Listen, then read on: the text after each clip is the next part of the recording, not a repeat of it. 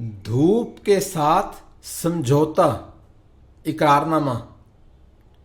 जाकिर हुसैन। सईदा की जो माँ थी वो काफ़ी लंबे समय से बीमार थी। उसे बुखार, खांसी, शरीर दर्द, जोड़ों में दर्द और पूछो ना क्या क्या उसे समस्या थी। कई प्रकार के डॉक्टरों ने उसका इलाज किया था जो कई हफ्ते चला और कई बार वो ठीक भी हो गई, पर जल्दी ही दोबारा अपनी वृद्धावस्था, बीमारी और एक के बाद अनदर शिकायतें उसे होती रहती। हालांकि वो कमज़ोर थी, उसका रंग पीला पड़ गया था, उसे नॉर्मल खाना अलाउड नहीं था और उसे ये स्ट्रिक्टली डॉक्टरों ने कहा हुआ था कि तुमने एक छोटे अंधकार युक्त कमरे में रहना है जिसके दरवाजे खिड़कियां बंद रहें, क्योंकि सूर्य की किरणें और ताज़ी हवा उसको ना लगे, इससे उसकी समस्या बढ़ सकती है। जब उसकी समस्या बहुत ज़्यादा बढ़ गई तो उसके रिश्तेदार और पड़ोसी उसको कहने लगे कि तुम एक अच्छे स्पेशलिस्ट से, एक अच्छे डॉक्टर से कंसल्ट करो, उनकी राय लो। हालांकि उनसे राय लेना काफ़ी महंगा हो सकता है क्योंकि उनकी जो फीस है वो काफ़ी हाई होने की संभावना है, और फिर भी पैसे से ज़्यादा लाइफ इम्पोर्टेंट है, कीमती है। और सईदा की मदर जो थी वो काफ़ी गरीब थी और फिर भी उसने उनके इस सलाह की तरफ ध्यान दिया और उसने अपने कुछ गहनों को बेच दिया ताकि वो डॉक्टर की फी और दवाइयों का खर्चा दे सके। डॉक्टर कुछ दिनों में आया और सईदा की माँ को देखा और उसके लिए असरदार और महंगी दवाइयाँ लिख दी, प्रिस्क्राइब कर दी। तो जब डॉक्टर से पूछा गया कि वो सईदा की माँ को क्या खाना चाहिए, तो वो डॉक्टर कहने लगा जो भी आप उसको देना चाहते हो, जो भी वो खाना चाहती है, चाहे वो चपाती है, चाहे वेजिटेबल्स है, या कोई दूध है, फ्रूट्स हैं, एट्सेट्रा, जो भी वो खाना चाहे आप दे सकते हो। तो इसके अलावा ही एडिड, वो कहने लगा कि ये जो तुम अंधकार युक्त छोटे से कमरे में रहती हो, यहाँ से इसको छोड़ दो और एक बड़े कमरे में जिसके दरवाजे और खिड़कियाँ खुले हो वहाँ पर शिफ्ट हो जाओ, वहाँ पर रहने लग जाओ। और हर सुबह 8 से 9 बजे के बीच धूप में बैठो। जो धूप और ताज़ी हवा है वो ज़्यादा ज़रूरी है मेडिसिन से, ऐसा डॉक्टर ने कहा। और डॉक्टर उसकी सलाह जो है वो सारे रिश्तेदारों और पड़ोसियों में कमेंट्री का विषय बन गई, जो भी उसके बारे में जानते थे। कुछ लोग तो कहने लगे कि ये डॉक्टर ने बात ठीक कही है, तुम्हें धूप लगवानी चाहिए, हवा लगवानी चाहिए। और जो दूसरे थे वो इसका विरोध कर रहे थे क्योंकि वो कहते थे कि धूप लगवाने से या हवा लगवाने से जिस तरीके की इसे चिरकालीन खांसी, पुरानी खांसी है, तो ये खांसी जो है बढ़ जाएगी और ये इसके लिए खतरनाक हो सकती है, ऐसा एक अनुभवी औरत ने कहा। और एक नौजवान पड़ोसन ने कहा कि नहीं, ऐसा नहीं हो सकता। उस बात को लेके वो उसके साथ लड़ने भी लगी। जब इनकी बातों को सुन के सईदा की माँ काफ़ी परेशान हो गई थी, जो इस तरीके की वो डिबेट कर रही थी, तो सईदा की माँ ने पहले तो वो चुप रही और फिर उसने फैसला कर लिया कि वो डॉक्टर के एडवाइस को मानेगी। और वो कहने लगी, चाहे मैं जीऊं चाहे मैं मरूं, मुझे अब इसके परिणाम की कोई परवाह नहीं है और मैं जो है आई विल कैरी आउट, मैं फॉलो करूंगी जो भी इंस्ट्रक्शंस डॉक्टर ने दिए हैं, डिटो एग्जैक्टली जो डॉक्टर ने कहा है मैं वैसा ही करूंगी। और मेरे बेड को यहाँ से मूव करके अगले रूम में शिफ्ट कर दो और वहाँ पर मुझे धूप में बैठने दो, मेरी वहाँ चारपाई लगा दो, वहाँ मैं 1 घंटा धूप में बैठूंगी। और कुदरती कुछ ऐसा हुआ कि जो आसमान था वो बादलों से अगली सुबह घिरा हुआ था और इसी तरीके से ही अगले दिन भी सारा आसमान बादलों से घिरा था और सईदा की माँ जो थी वो काफ़ी उदास हो गई क्योंकि वो धूप लगवाना चाहती थी, धूप निकली ही नहीं अगले सुबह या उससे अगले दिन। और वो कहने लगी, ओ अल्लाह मियाँ, आपने क्यों आदेश दे दिया है सूर्य देवता को कि वो छिपे रहे, क्योंकि सूर्य नहीं चमक रहा है, धूप नहीं आ रही है, सूर्य की किरणें नहीं आ रही हैं और मैं उसकी किरणों के बगैर कैसे ठीक होंगी, ये वो प्रश्न पूछती है। सईदा जो थी वो उसकी जो छोटी लड़की है वो अपनी गुड़िया के साथ, डोल के साथ पास में ही खेल रही थी।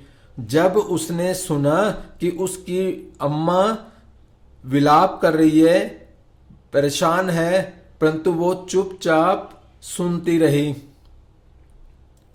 बाद में शाम को जब सूर्यास्त का वक्त था तो उसने सईदा ने देखा कि थोड़ी सी गोल्डन कलर की पेल जो है वो सूर्यास्त की जो किरणें थी वो कुछ आंगन में पड़ रही थी और एकदम वो भागी भागी अपनी मदर के पास आई और कहने लगी, माँ सूर्य की किरणें वहां है, तुम धूप लगवा लो।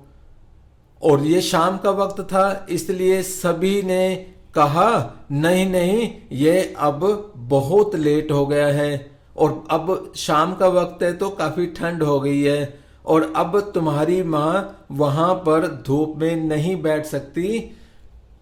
तो इस चीज से वो उदास हो गई और सईदा वापस अपनी गुड़िया के पास आकर खेलने लग गई।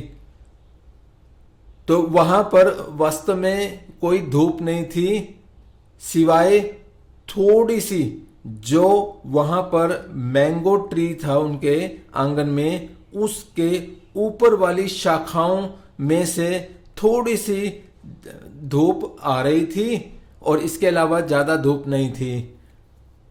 और अब जो बच्चे होते हैं वो भगवान का रूप होते हैं, वो परमात्मा से भी प्रार्थना कर लेते हैं, बातें कर लेते हैं, प्रकृति की चीजों से भी कर लेते हैं। तो इसलिए जो सईदा वो जो छोटी लड़की थी तो उसकी भी एक यहाँ पर सीक्रेट लैंग्वेज की बात की गई है। ये क्या करती है, वो भी परमात्मा से बात करती है, जो कि हम जो बड़े हो चुके हैं, ग्रोन अप्स हैं, तो वो हम इन चीजों को नहीं समझते या महसूस करते, जिसमें ये छोटे बच्चे सीधा ही बात कर लेते हैं, चाहे वो वृक्ष हो, फूल हो, जानवर हो, सूर्य देवता हो, चंद्रमा हो या भगवान ऑलमाइटी हो। तो बच्चे सीधा ही फ्रैंकली उनसे बात कर लेते हैं और वो अपनी एक स्पेशल भाषा होती है, स्पेशल उनका तरीका होता है अपनी प्रार्थना करने का, बात करने का इन सारी कुदरत की चीजों से। और सईदा ने भी ऐसे ही किया। तो उसने भी क्या था, सूर्य की जो किरणें थी उनसे कहने लगी, जो सूर्यास्त के वाली किरणें थी, भाई तुम अब जा रही हो। तो उनको कहती है सईदा, मेरी प्यारी बहन, तो तुम कल सुबह भी आना और पूरी गर्मी और प्रकाश के साथ। तुम देखो मेरी माँ जो है वो बीमार है और उसे तुम्हारी मदद की जरूरत है। तो वो सूर्य की जो किरण थी, लाइट थी, उसने कहा अवश्य तुम उदास मत हो, हम यहाँ पे जो हमारा टाइम है, फिक्स्ड आवर है, उस वक्त कल सुबह आ जाएंगी। तो जब अगले सुबह हुई, सुबह ही मॉर्निंग में जब सूर्य की किरणों जो थी आने के लिए सज संवर रही थी, तैयार हो रही थी, अपने आप को एम्बेलिश कर रही थी, क्योंकि उन्होंने ऊपर आसमां से धरती पे आना था, अपनी इस यात्रा के लिए वो तैयार हो रही थी। तो इतने में सूर्य देवता ने कहा तो आज तो डे ऑफ है, आज तुम्हारी छुट्टी है, आज भी तुमने धरती पे नहीं जाना, आज भी तुमने यहां पर रुकना है, क्योंकि जो रास्ता है रोड टू अर्थ, वो धरती पे जाने का जो रास्ता है वो बंद हुआ पड़ा है, क्योंकि रास्ते में काफी बादल हैं जो कीचड़ वाले हैं, पानी वाले हैं, और उनकी जो पूरी फौज खड़ी है, तो तुम किरणों को नीचे धरती पर वो नहीं जाने देगी। और वो किरणें बेचारी जो नीचे आने को आतुर थी, और वो बेचारी चुप हो गई, भी अब क्या करें। तो उनमें से एक किरण ने कहा कि मैंने तो समझौता किया है छोटी लड़की सईदा के साथ, और इसलिए मैं यहाँ आसमां में अब नहीं रुक सकती, यहाँ पर वापस यहीं नहीं रुक सकती, क्योंकि मैंने उसको वायदा किया है कि जिसकी माँ सईदा को, जिसकी माँ जो है बीमार पड़ी है और उसे हमारी मदद की जरूरत है, मैं तो किसी भी तरीके से बादलों को भेदते हुए सईदा के आंगन तक पहुंचूंगी, नहीं तो उसकी मां कैसे ठीक होगी। तो ये बात सुन के बाकी की भी सूर्य की किरणें जो थी, उन्होंने भी विद्रोह स्टार्ट कर दिया अपने पिता मीन्स सूर्य देवता के खिलाफ, क्योंकि जो सूर्य की किरणें होती हैं वो उनकी पुत्री जैसी होती हैं जो सूर्य देवता होता है। तो वो सारे सोचते हैं कि पीछे यहीं रुके रहने की कल्पना भी वो नहीं कर सकते, और वो सारे एक ही आवाज में कहने लगे कि यहाँ पर धरती पे जो लोग हैं वो क्या कहेंगे हमारे बारे में, कि हम जो यहाँ स्वर्ग में हैं वो भी क्या हम झूठे हैं, हम भी झूठ बोलते हैं। इस बात को सुन के जो सूर्य देवता थे वो थोड़ा सा विनम्र हो गए, और वो कहने लगे जैसा तुम्हें ठीक लगे कर लो, हाँ तुम अपने कपड़ों का ध्यान रखना, क्योंकि जो बादल हैं वो कीचड़ भरे हैं। वो कहने लगे हमें अपने कपड़ों की कोई परवाह नहीं है, हम इन्हें कभी भी कैसे भी बदल सकते हैं, परंतु हमें जाना ही है। और जो सूर्य की किरणें थी ये कहकर धरती की तरफ बढ़ चली, और जो बादल थे वो एक गार्ड के रूप में धरती, जहां पर सईदा का आंगन था और उनके बीच, आसमान के बीच वो बादल थे, और वो जो किरणें थी उन्होंने इकट्ठे होके खूब गर्मी करना स्टार्ट कर दी, और वो इतनी गर्मी हो गई कि बादलों की जो फौज थी वो तितर बितर होने लगी, वहां एक जगह से भागने लगी।